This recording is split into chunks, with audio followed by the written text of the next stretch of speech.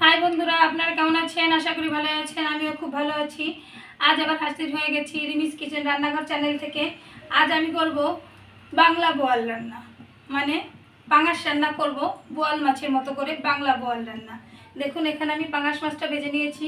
এখানে আছে কালো জিরে, আদা, ধনিয়া, জিরে, শুকনো লঙ্কা বাটা। এখানে আছে গরম মশলা।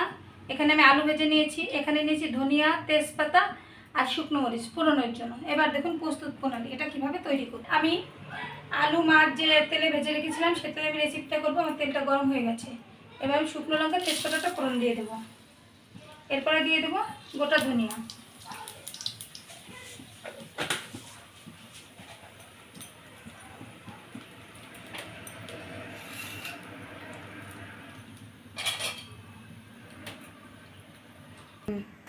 এটা ভাজা ভাজা হয়ে গেছে। এবার আমি যে বাটনাটা করে রেখেছিলাম সেই বাটনাটা দিয়ে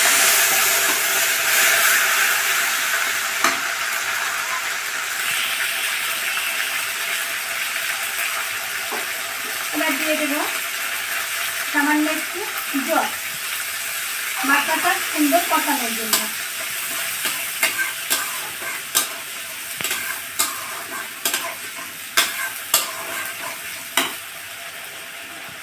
এবার দিয়ে দেবো পরিমাণ মতো লবণ,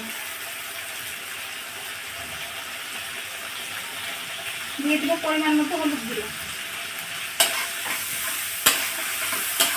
দিয়ে মশলাটা সুন্দর করে কষিয়ে নেব। গ্যাসের জালটা একটু কমিয়ে দেব, দিয়ে সুন্দর করে মশলাটা কষিয়ে নেব।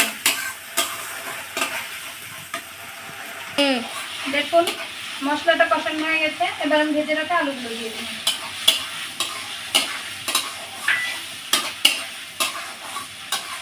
অনেক সময়ই বাজারে যাতায়াত হয়, দেখা যায় কিছু কিছু টাকাওয়ালা লোকরা আছে কেন্দ্রে পাঙাশ, কিন্তু কেউ জিজ্ঞেস করলে পলিথিনে বোঝা যায় না। তারা কি বলে জানেন? বলে এই ছোট একটা বোয়াল ছিল, এটা কিনে নিলাম। কেন রে ভাই, পাঙাশ মাছটা কি খাওয়া যায় না? আমি কিনেছি টাকা দিয়ে, চুরি করে তো বাজার থেকে আনি। তবে কেন বলতে পারবো না? আমি টাকা দিয়ে আমার সামর্থ্য যখন যেমন হবে আমি তখন তেমন খাবো। কারো ঘরে চুরি করতেও যাবো না, কারো কাছে হাত পাততেও যাবো না। বিধাতা যেন এভাবেই ভালো রাখবো, এটা সবসময় চাই। এটা আমার মত আর কি, কার কেমন মত জানি না, আমার মত আমি সেটা জানালাম। বিধাতা ডাল ভাত হোক যাই হোক, যেভাবে যখন যেমন রাখো এভাবেই ভালো রেখো। শুধু সব কথার বলার সাহস থাকে।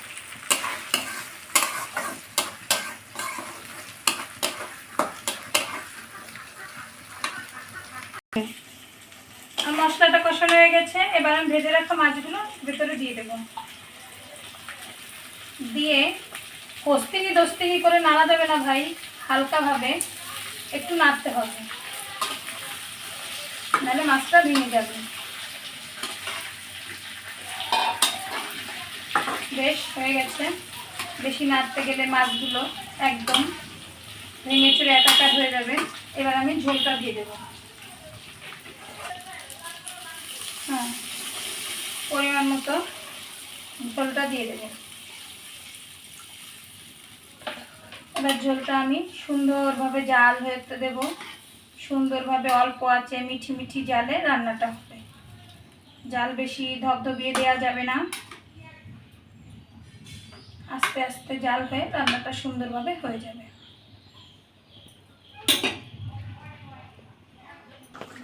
দেখুন বুদবুদ করে আমার ঝোলটা ফোটা হয়ে গেছে। এবার আমি লাস্ট গরম মশলাটা দিয়ে দেব, দিয়ে এবার আমি নামিয়ে নেব।